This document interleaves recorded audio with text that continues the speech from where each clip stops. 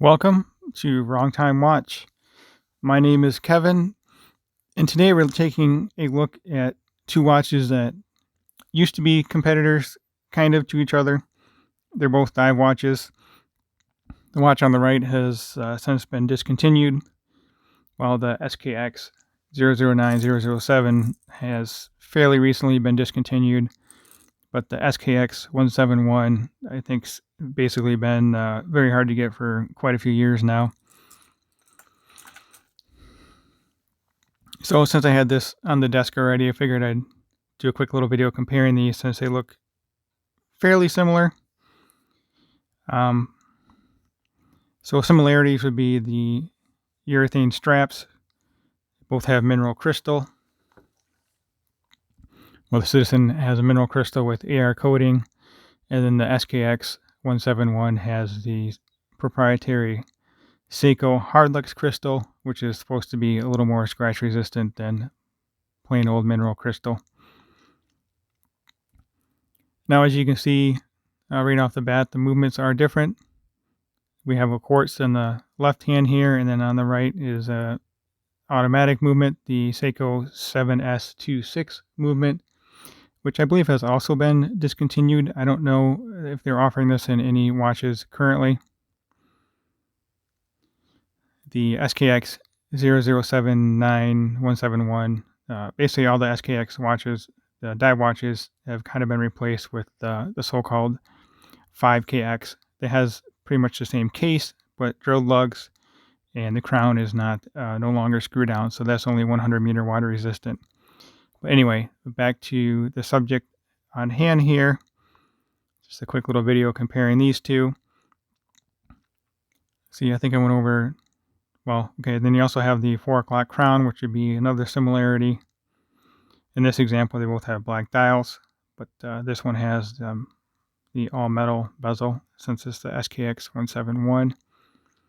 I had a different bezel on here, and then I put this one back on and returned this to the stock configuration. I'm not sure if I'm keeping this watch or selling it or what. We'll talk about that in a future video. I'll share all of my SKX looking style watches.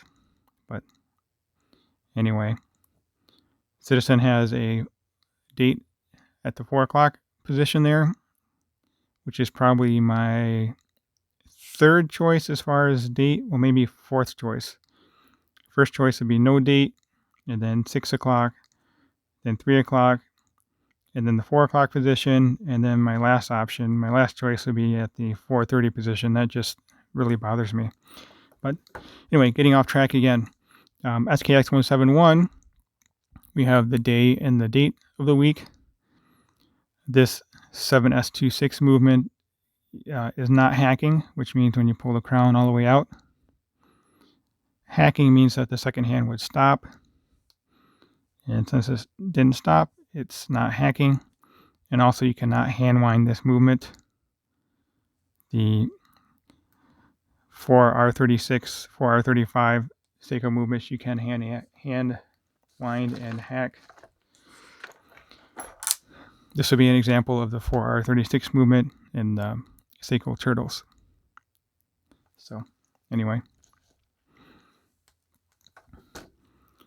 this quartz movement is actually solar powered, hence the EcoDrive terminology there. And both of these watches are actually dive watches. They are rated to 200 meter depth, ISO certified. So you can actually dive with both of these watches. Just a quick look at the case back. There's really no reason why you would remove either of these cases unless you're, well, I guess if you can do it if you're not a watchmaker, but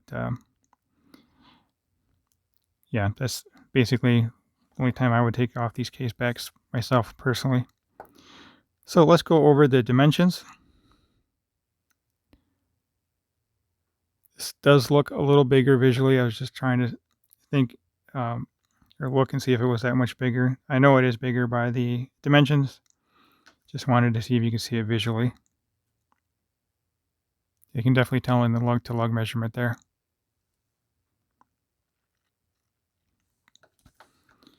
I prefer the SKX case. polished, but I just like how it curves in both directions. It feels like there's more effort put into this case than the Citizen. Citizen's a pretty simple case, although it does flare out a little bit, which is kind of unique. But it's all brushed. So back to the dimensions. Lug to lug on the Citizen is 49. Case diameter is 44. Thickness on this is 11.8. And then your lug width is 20. Yeah. I had written down 20 in my notes here, and it is 20. It seems pretty narrow for a 44 millimeter case, but it's an optical illusion because the strap blossoms out here and then it comes back down. So anyway, 20 millimeter there.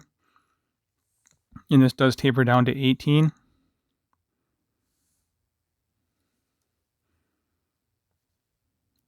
And let's go over the dimensions on the SKX171.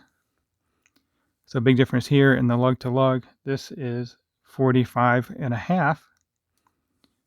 Case diameter is 42. Thickness on this is a little thick at 13.5. And then the lug width is 22, which tapers down to 20. And this strap does also blossom out past the lugs here.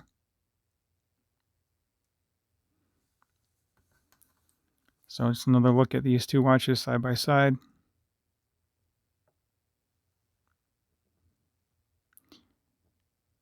They feel about the same weight.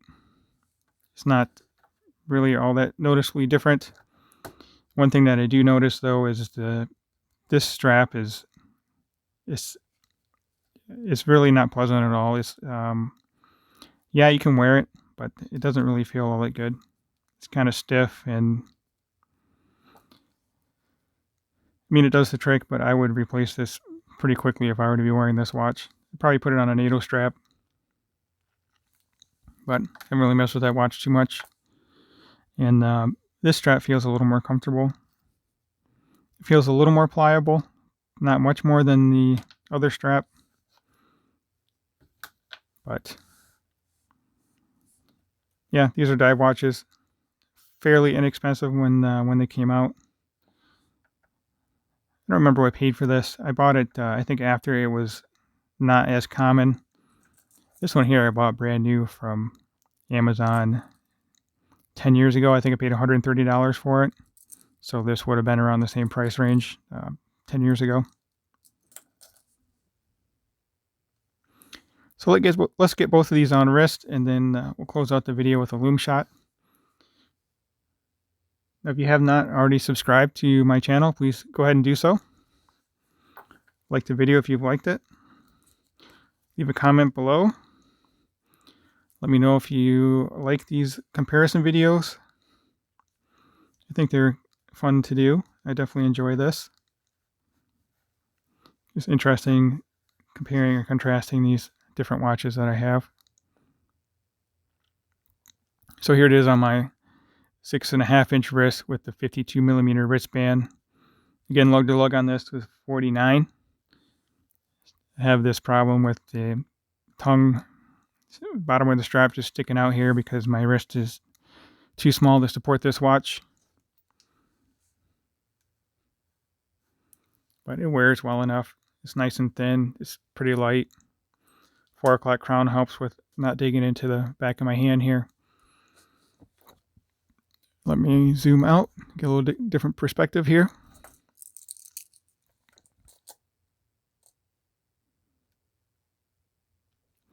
I may mess around with some different straps on this.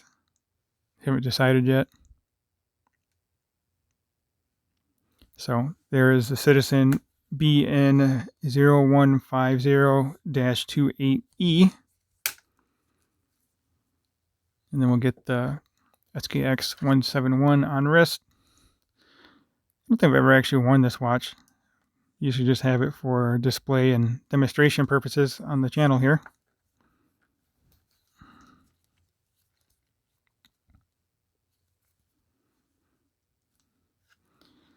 Yeah, this strap, geez, it's not all that comfortable. I'm almost down to the last hole here, second from last.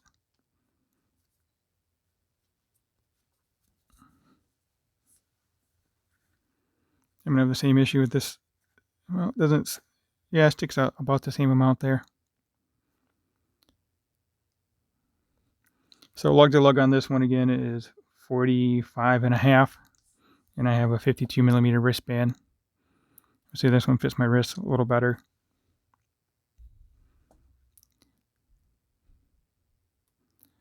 I do also have a SKX171, which is a 38 millimeter version of the SKX171. So there we go. And come right back with the Lume.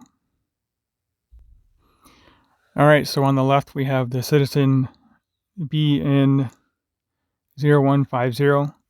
And on the right we have my SKX171. These are different color Lume. It doesn't quite look like it on the screen here, but the Seiko on the right is definitely more green than the Citizen on the left. That's more of a bluish color. But the handset on the Citizen is glowing really nice and bright. It's actually brighter than the Seiko Lume Bright. So very good Lume on both of these watches.